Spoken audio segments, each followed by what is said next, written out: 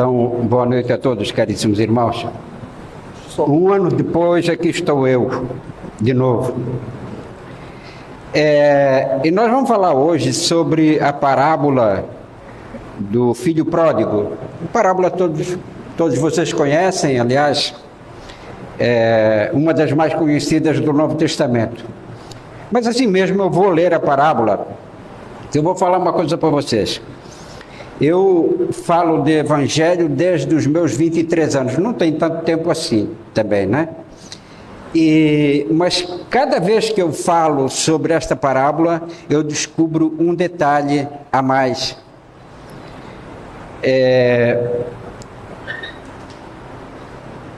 Então diz o seguinte, está em Lucas, no capítulo 15, versículos 11 a 32, se não me falha a memória.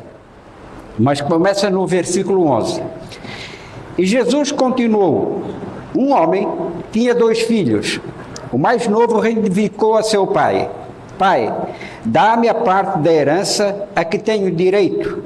E consentindo, o pai repartiu a propriedade entre eles. Não se passou muito tempo, e o filho mais novo reuniu tudo o que tinha, partindo para terras distantes, e lá esbanjou todos os seus bens, vivendo de forma irresponsável. Coincidentemente, após haver gasto tudo o que possuía, abateu-se sobre aquela região uma grande fome e ele começou a passar necessidades. Por esse motivo, foi empregar-se com um dos cidadãos daquela região que o mandou para o campo a fim de cuidar dos porcos. Ali, chegou a ter vontade de encher o estômago com as vagens que dava aos porcos. No entanto, ninguém lhe dava absolutamente nada. Foi quando, caindo em si, falou consigo mesmo: quantos empregados de meu pai têm comida com fartura, e eu aqui passando fome? Levantar-me-ei, tomarei o caminho de volta para meu pai, e ao chegar lhe confessarei: Pai, pequei contra ti e contra os céus. Não sou mais digno de ser chamado teu filho. Trata-me como um dos teus trabalhadores. E logo em seguida, levantou-se e saiu em direção ao pai. Vinha caminhando ele ainda, quando o pai o viu, e pleno de compaixão correu ao encontro do seu filho, e muito o abraçou e beijou. Então o filho declarou: Pai, pequei contra ti e contra o céu. Não sou mais digno de ser chamado teu filho. Entretanto, o pai ordenou aos servos: trazei depressa a melhor roupa, vestiu-o com distinção e pondo-lhe o anel de autoridade e as sandálias de filho. Também trazei o novilho cevado e o preparai. Comamos, façamos uma grande festa e regozijemo-nos. Porquanto este meu filho estava morto e voltou à vida, estava perdido e foi encontrado. E começaram a celebrar o seu regresso. Entretanto, o filho mais velho estava no campo. Quando foi se aproximando da casa do pai, ouvindo o som da música e das danças, então chamou um dos seus servos e indagou-lhe sobre o que estava acontecendo. Este informou: teu irmão regressou e teu pai mandou matar o novilho cevado, porque o recebeu de volta, são e salvo. Mas o filho mais velho encheu-se de ira e negou-se a entrar. Entretanto, o pai saiu e insistiu com ele. Porém, ele replicou ao pai: há tantos anos tenho trabalhado como um escravo para ti, sem nunca ter desobedecido a uma só ordem tua. Contudo, nunca me ofereceste nem ao menos um cabrito para que pudesse festejar com meus amigos.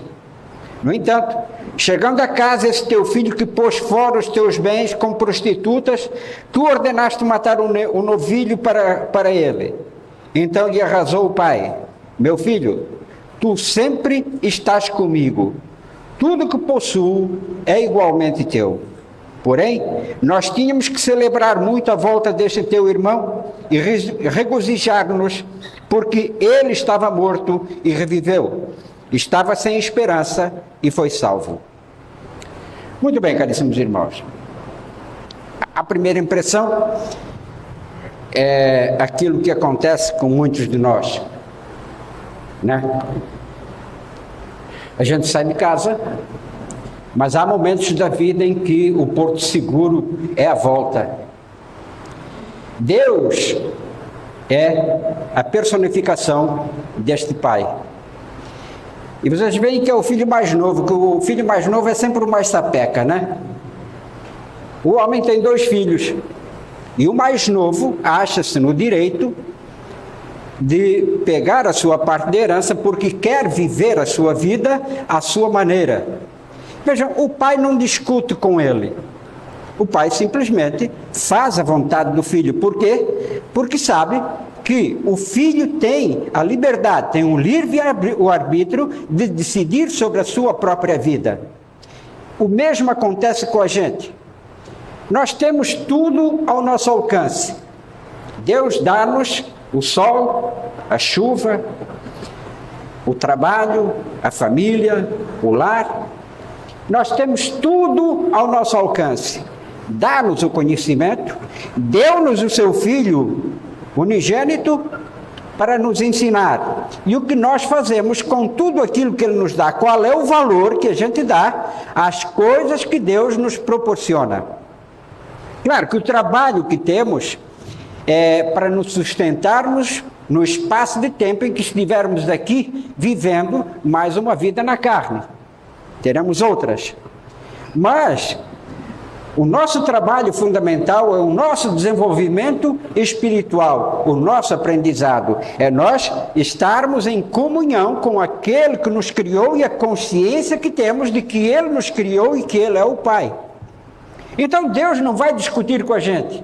Deu-nos Jesus e com Ele tudo aprendemos. A parábola que eu li agora, com toda certeza todos vocês já tinham escutado falar dela. Já haviam conhecido.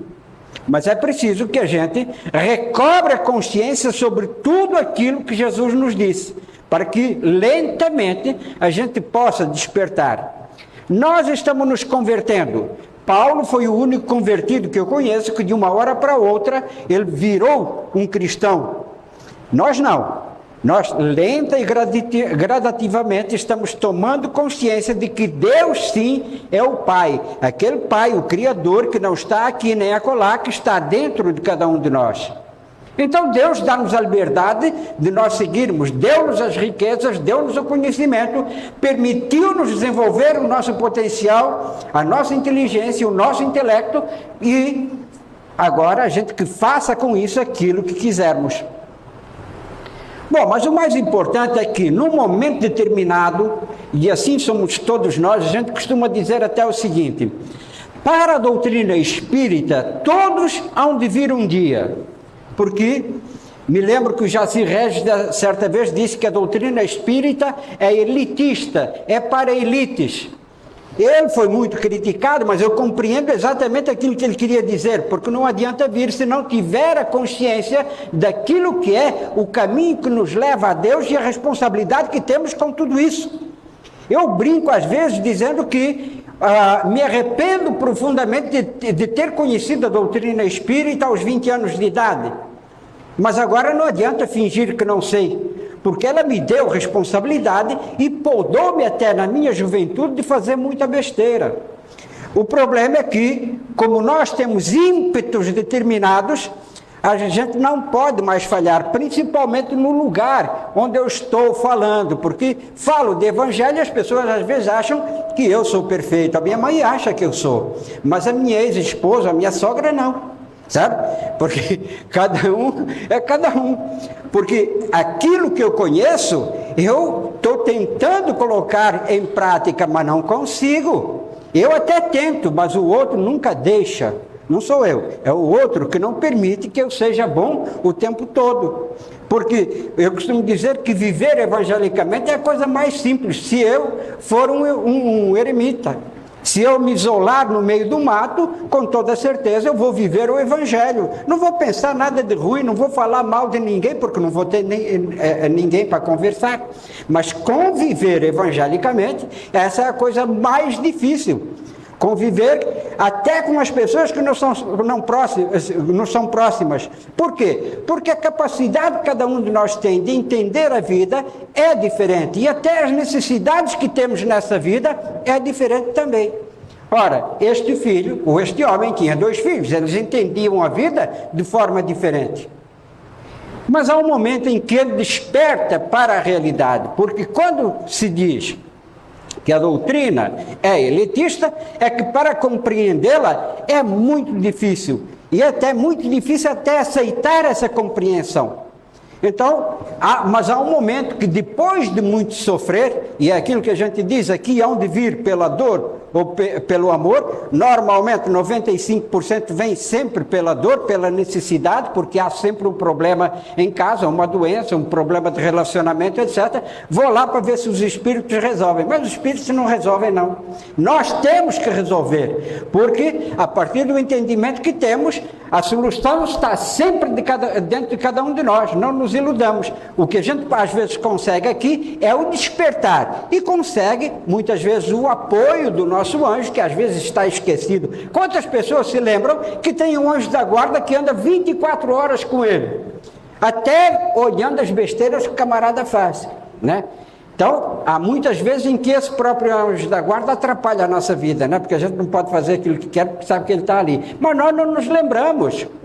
Quando Jesus disse, quando 2 ou mais pessoas estiverem reunidas em meu nome, eu aí estarei presente, alguém veio aqui e disse assim, eu vou lá porque Jesus está lá no centro? Não, eu vou lá porque é para tomar um passe, porque eu estou carregado, estou com energia ruim, vou lá tomar um passe. Sabe? Mas ninguém pensou nisso, porque Jesus está aqui presente. Quando 2 ou mais pessoas estiverem reunidas em meu nome, eu aí estarei presente. Mas é preciso o despertar, é preciso a consciência. Então este filho, num momento determinado, quando passa a sofrer, porque é ilusório que está aqui passar fome, ou a forma como ele foi perdulário, tudo é uma parábola. Jesus conta uma história, mas é o nosso dia a dia. Quando começamos a ter problemas, dificuldade, aonde eu errei? Não é isso que a gente fala? Aonde eu errei? E então, a partir daí, nós começamos a despertar em nós. Eu errei aqui, aqui, aqui, aqui. Eu sei que aqui ninguém erra, ninguém fala mal da vida do próximo, ninguém tem inveja de ninguém, ninguém atrapalha a vida de ninguém. Todos nós aqui somos perfeitos, não é não? E por esse motivo é que estamos reunidos. Aliás, as pessoas acham até que quando no centro só tem gente perfeita, né? Os médios são tudo perfeitos. Não. Então aqui, exatamente porque somos imperfeitos e tentando aprimorar-nos a partir do aprendizado que nós temos. Vocês vêm quando querem, né? Hoje é segunda-feira, eu vou lá no centro. O médium não, ele é segunda-feira, eu tenho que ir no centro. Porque tem mais dívida do que qualquer um. E assim somos todos nós. Então, este moço um dia diz assim, meu Deus, eu estou passando por tanta dificuldade, e o meu pai com tanto... Olha as riquezas que Deus tem. Meu pai com tanta coisa, e eu aqui passando necessidade, vou lá. Mas vejam, quando ele diz, vou lá, ele diz, espera, mas eu errei. Quando ele diz, eu vou lá e vou falar para o meu pai, pai, perdoa-me, porque eu errei contra ti e contra os céus. Aqui quando coloca contra os céus, é contra a lei que é imutável. Deus dá-nos uma lei. Essa lei está em Moisés, nos 10 mandamentos, e que Jesus reduz em 2 mandamentos apenas. Se vocês pegarem os mandamentos de Moisés, são 10. 5 vão de encontro a Deus. 5 vão de encontro ao próximo. E por isso Jesus diz, amarás a Deus sobre todas as coisas e amarás o teu próximo como a ti mesmo. Quem é o próximo? O próximo é qualquer um que estiver perto da gente, até a sogra, tá? Aqui não tem sogra não, né? Brincadeira, senão eu vou ter que sair por aqui depois. Então, 2 mandamentos. E Jesus diz mais. Aqui se encerra a lei, isto é, a lei de Moisés, e se encerram todos os profetas. Vejam, toda a Bíblia, o Velho e o Novo Testamento, são única e exclusivamente para a gente entender isso. Amar o próximo como a nós mesmos. E amar a Deus sobre todas as coisas. Eu costumo dizer até que Jesus poderia ter reduzido em 1 mandamento apenas, poderia colocar amar a Deus sobre todas as coisas, porque não há como chegar a Deus se não passarmos pelo próximo. Não há como chegar a Deus se não passar pelo próximo, o próprio Jesus. Veja, tem aquela parábola da videira: eu sou a videira e vós sois as varas. Quer dizer, da seiva que alimenta a videira, nós, as varas, estamos também nos alimentando.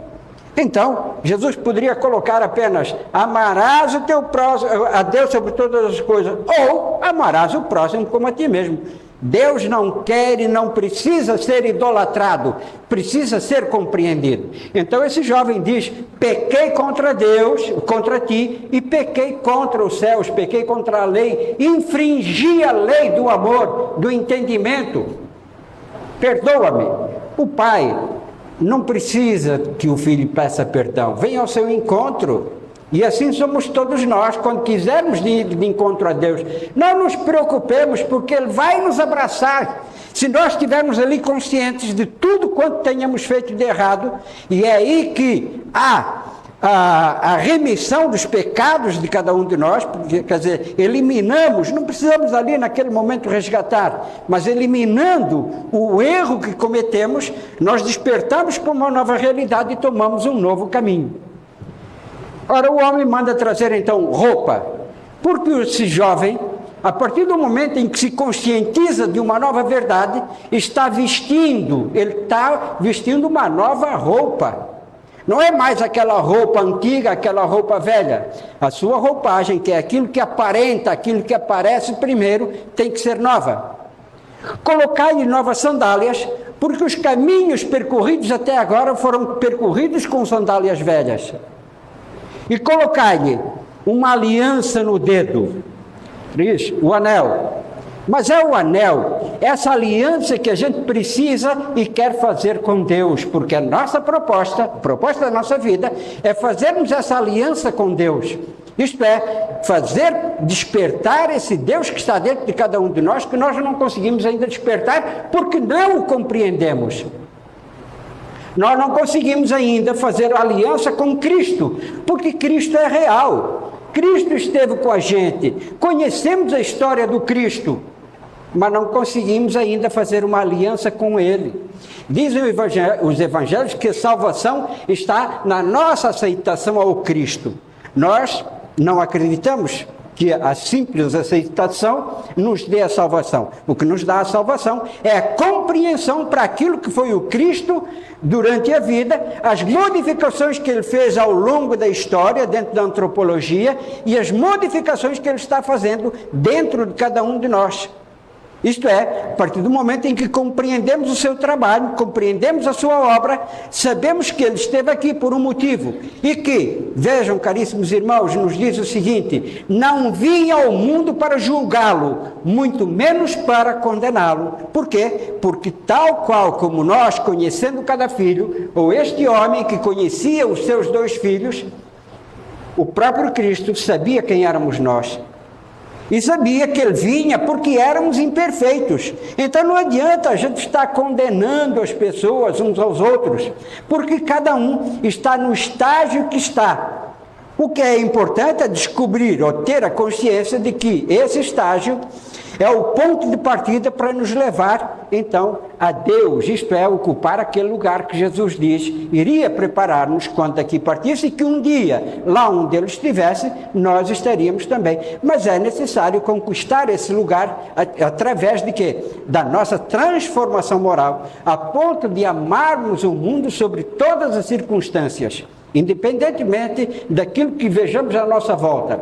Madre Teresa de Calcutá dizia o seguinte: os nossos amigos, eles merecem as nossas orações, merecem as nossas preces, mas os nossos inimigos, eles precisam essencialmente dessas nossas orações e dessas nossas preces. No entanto, a gente não ora pelos inimigos, né? O nosso próximo é só o amigo. O inimigo, a gente quando pensa nele, vem aquela volúpia dentro da gente, né? E vem aquela a vibração de encontro ao inimigo. É necessário amar esse amigo para que ele esteja mais perto da gente e que não nos prejudique mais. Conheci um indivíduo, disse que era presidente de um time de futebol em São José do Rio Preto, fazia 25 anos. Eu falei, nossa, mas não tem política lá? Ele falou, tem, mas quando eu vejo alguém se sobressair na oposição, eu chamo para a minha diretoria, sabe? Então, ele traz para junto de si, ele tem a capacidade de não odiar. Quando vê que o camarada começa a sobressair, traz para junto de mim. E é isso que nós precisamos fazer com os nossos inimigos, para que eles não nos prejudiquem mais. E a partir daí compreender a sua proposta de vida e começar a amar esse inimigo. Porque os inimigos, segundo o próprio Emmanuel, nós precisamos tanto deles, que são a mola propulsora do nosso desenvolvimento moral. São eles que nos mostram a capacidade que nós temos de amar, de compreender, de perdoar. Sem eles a gente não sabe em que ponto estamos do nosso desenvolvimento. Então ele diz, Pai, perdoa-me porque eu pequei. E o Pai o reveste. Agora, essa aliança é o momento crucial em que Deus reintegra o seu filho, o filho errante, ao seu rebanho.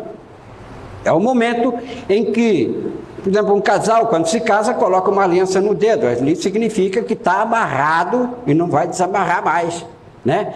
Nas profissões, cada profissão tem seu próprio anel com o seu símbolo.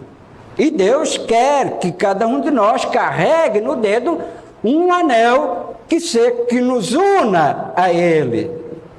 Mas vejam que, como em tudo na vida, há sempre aquele do contra, que é a inveja. Pai, mas por que este é perdulário? Ele começa a julgar o irmão. Não compreende que o irmão errou pela sua deficiência moral, pela falta de conhecimento moral. Então, libertino que era, ele que estava com o pai já deveria compreender esse seu irmão, mas não compreendeu. Assim como nós, olhamos para o lado, está vendo? O cara está errando, olha o que é que ele está fazendo, olha essa vizinha saindo dessa hora, não sei o nome daquela mãe, né? Porque estamos sempre olhando para o próximo e aquilo que ele está fazendo. Qual era o problema deste irmão ver uma festa para o seu irmão de sangue? Não deveria regozijar-se também? Não deveria alegrar-se? Mas não, carregava consigo a inveja. Então diz, nunca me deste nada, nem sequer um cabrito, como vais matar o animal mais gordo que tens aí para fazer uma festa para este que é um perdulário? E o que é que Deus diz? Se ele está aqui dentro da minha casa, meu filho, tudo que é meu é teu também. Então regozija-te, porque este filho estava perdido e nós o salvamos. A alegria de cada um de nós, quantas e quantas vezes a gente diz assim, aqui mesmo no centro, o que a gente está fazendo? O que é que nós estamos fazendo em prol das pessoas? Estamos aqui tentando esclarecer, tentando mostrar o caminho, tentando colocar no caminho. Falo de evangelho há cerca de 40 anos, mais ou menos 40 anos. Eu comecei pequenininho também, né? Nesses 40 anos, eu digo assim, se a gente, ao longo da caminhada, apenas alguém que tinha uma ideia de suicídio eliminou essa ideia da sua mente, já terá valido a pena todo o trabalho que a gente tem desenvolvido ao longo do tempo. Há uma história aí que nos é trazida pelo irmão X, que diz que um homem tinha um filho, que esse filho, também um perdulário, desencarna. Logo, no meio da esbórnia. Logo em seguida, o pai desencarna também, vai procurar o seu filho, vai encontrá-lo no umbral. Mas de uma forma tão alucinada que ele estava, que acaba ficando no umbral e não consegue ver a luz, não consegue enxergar a vibração. Não sei quem leu aqui, por exemplo, um livro chamado Libertação, que é de André Luiz, com a psicografia de Chico. Quando vão buscar o Gregório, né?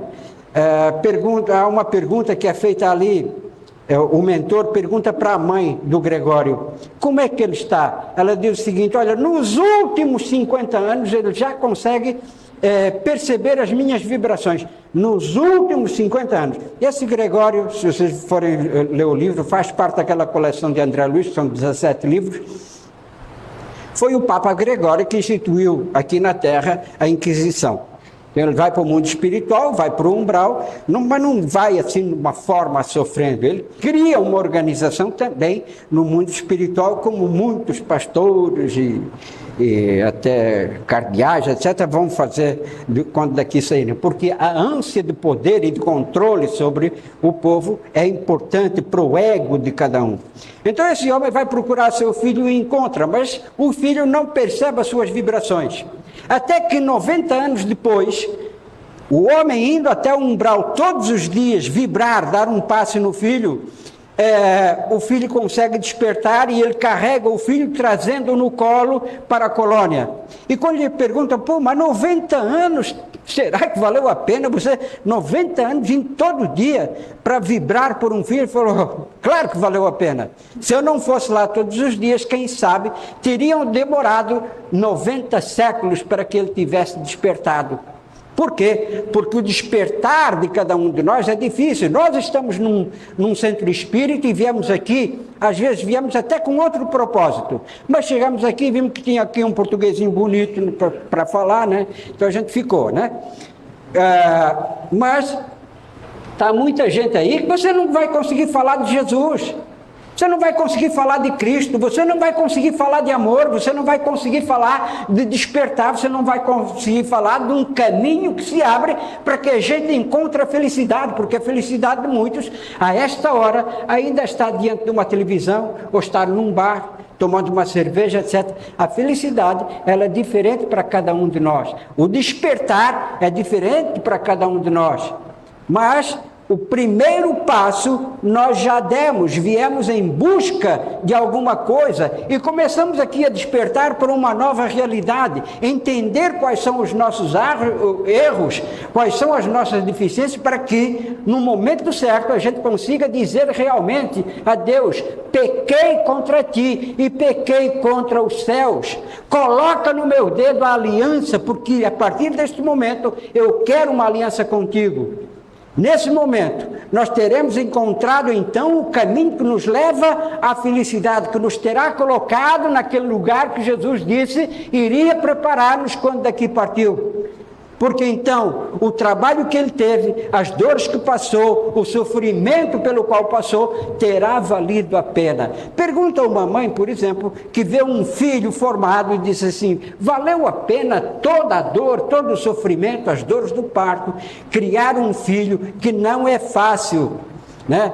Porque chega uma idade que eles acham já que tem razão, que conseguem fazer tudo, e a gente tenta mostrar o caminho, porque o caminho nem sempre é aquilo que eles acham, mas assim como nós tivemos que escolher nosso próprio caminho, eles fazem a mesma coisa. Mas quantos erros cometem, quantas cabeçadas dão, que poderiam ter sido evitadas? Em Provérbios, nós vamos encontrar aqui, já não sei quem é esse provérbio, que diz assim, filho meu, coloca no pescoço os ensinamentos da tua mãe e obedece os conselhos do teu pai. Mas a gente não quer, a gente chega numa idade determinada, queremos trilhar o nosso próprio caminho. E é aí que Deus entra. Porque quando nós despertarmos e entendermos que o verdadeiro Pai está pronto para nós, porque Ele está pronto, ou nós estivermos prontos para entendê-lo, para compreendê-lo, não precisamos mais nada. A nossa vida estará então repleta. Quando Jesus, no poço de Jacó, se encontra com a mulher samaritana, o que é que diz? Se beberes da água que eu tenho para te dar, jamais terás sede. E a mulher diz, então me dá dessa água, porque eu não quero mais voltar neste poço. Mas não era essa água que Jesus tinha para dar. Tinha para dar a água do conhecimento, mas sobretudo do entendimento, da compreensão. A água cristalina, aquela que esclarece, que nos abre os olhos, que tira a venda diante de nós.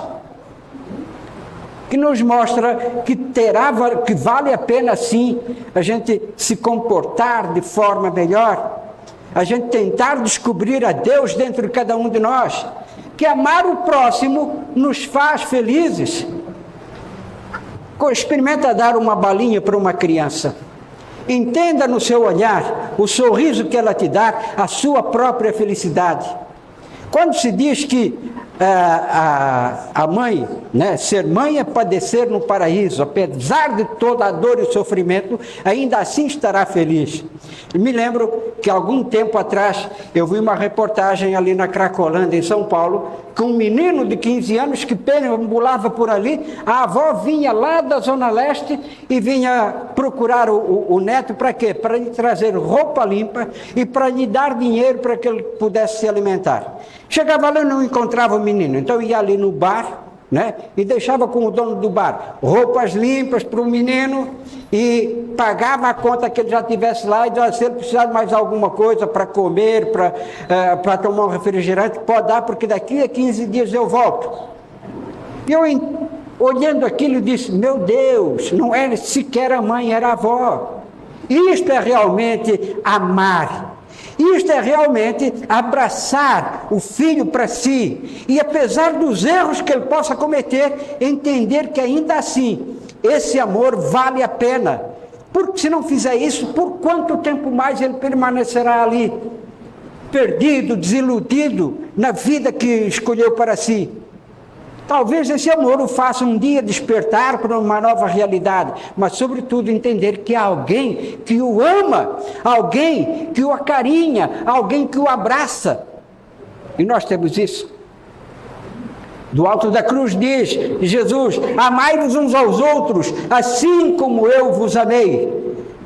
Tal qual essa mulher, apesar de toda a dor, apesar de todo o sofrimento, ama o seu filho, o seu neto incondicionalmente. E é isso que a gente precisa, amar o próximo incondicionalmente, apesar de todos os erros, porque no fundo, os laços que hoje nós temos, os laços consanguíneos que fazem de nós família aqui na terra, eles vão desamarrar-se um dia, e nós continuaremos a amar-nos uns aos outros. Provavelmente numa próxima reencarnação estaremos todos distantes. Encontraremos-nos talvez, vamos cruzar olhares, vamos sentir aquela empatia, não sabemos talvez porquê. Mas é por isso que vale a pena amar. É por isso que vale a pena dar-nos as mãos. É por isso que vale a pena sorrirmos uns para os outros. Porque este que se perdeu, ele voltou. Assim como todos nós havemos de voltar, filhos perdidos, vamos voltar ao rebanho, vamos despertar, vamos voltar para a casa do Pai, porque este moço representa a cada um de nós.